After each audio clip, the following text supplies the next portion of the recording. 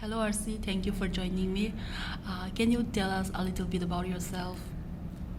Uh, I am from Kashmir.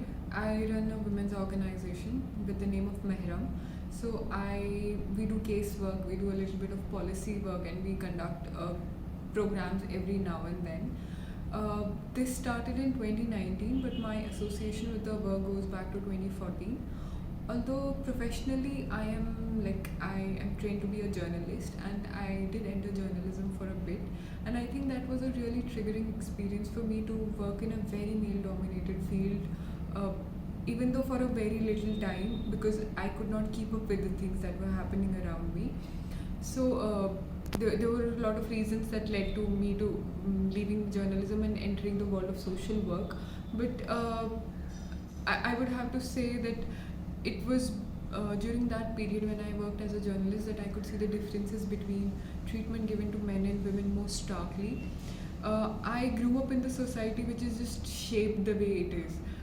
It is highly patriarchal, it's very traditional in nature, and there's a huge emphasis given on men's rights compared to women's rights.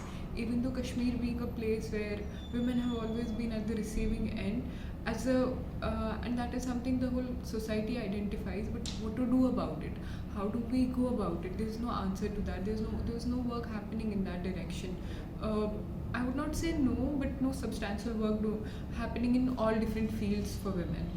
So I was in my final semester of my masters when when my attention was taken by all these women committing suicide, and it was such a big problem to me that why these women are committing suicide. So it was around this time that I met. It just happened by chance. Even though I had all these questions in my mind, what to do, how to get started about it. But since I had also grown up in that society, like I am a part of that society and nothing different from that society. So to identify these forms of abuse was also not. It did not come very organically to me. So because it was just all of it was very normalized. But eventually, as I started interacting with people, it just opened my thinking into new directions. And I got in touch with this group of women who were just like me, young and wanting to do something, wanting to create a change, at least wanting to start somewhere to see how they could build it up. So along with them, I started working. We started this NGO, and we did not we had not properly gauged the amount of work we would have to do. We just thought ki theek hai, let's start and see where it goes. But as soon as we started, there was just so much work to do. There was so much to see. There was so much to learn from experiences of people. And thereon, I can say that whatever I learned was through the women that I interacted with, through their experiences of. I mean, all the cases that I worked with really opened my eyes to a completely different reality of our society, our own society. So, and every day was a new learning, every day was a new experience which helped me grow as a person. Because then I would relate.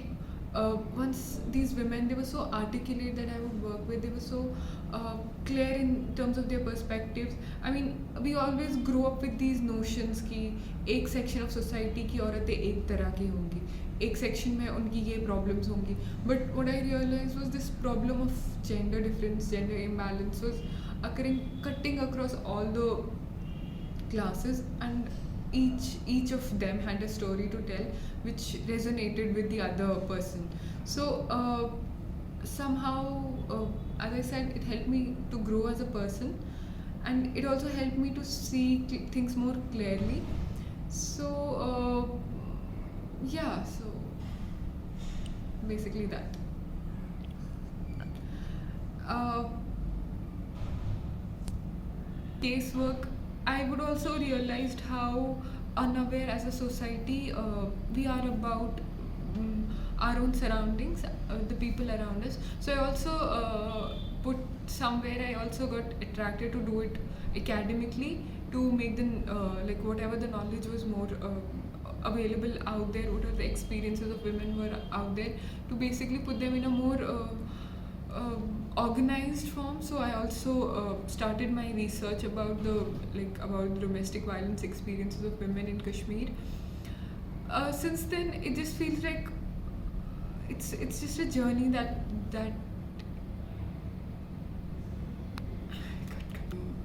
Asha, you talk about Kashmir also a highly patriarchal society.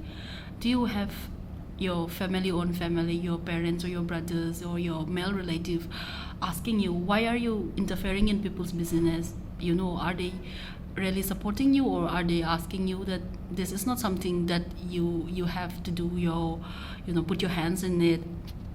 So when I started, I did not discuss the idea with my parents. So I was working, but my parents did not know what I was doing and where I was working, because I knew they would not be very receptive to it. Like given my experiences with them in past, I knew it would not be an issue for them for me to work. And there's always this thing. Unless you are doing a well-paid a government job, it is not a job for a woman. So there are always certain jobs that people want to view women in, and it was one of those. I mean, social work would never have occurred to my parents that I would be doing it. So I never even disclosed it to them till one day we were I think protesting, and it was on TV, and I was also there. So my parents asked me, why are you there? So that is when I had to gradually tell them about the work I was doing. And as I had expected, they were not so receptive. So they still keep asking me about, why are you doing this? When will this end? Is it something to do with your academics? Do you really need to do it? So I always have to answer these questions. But over years, I also realized that the more I share with them, the more I try to include them in my work, they might be accepting to it, they might understand it. But I have to safely say that थोड़ा बहुत understanding आ गया है, but not really the level that I would want, not to the level that they would appreciate and they would recognise my work. They accept it, but understanding is something else. And I mean, it's so regarding. And what I also observed happening in Kashmir was there's a high reliance on religious laws. So we have a regular code, and then we have Sharia codes. So a lot of people in Kashmir depend on Sharia codes, and which is completely fine. It's a Muslim-dominated region. People have all the right to basically turn to Muslim law, and I'm totally in favor of people taking whatever course they want in their lives. But what happens usually is that these Sharia codes are highly male dominating, and they also favor. Somehow it just happens that all the cases that I've worked with happen to be in all the cases that they have approached the Sharia code, it happens to be favorable to men only. But what I am trying to do, what I also want to do, is somehow give a women's perspective in that direction, to basically set up women's interpretation of religious laws, so that whenever women have to refer to these places, they know what sections to use, how to use these laws, and give a proper interpretation. That doesn't have to only come from women.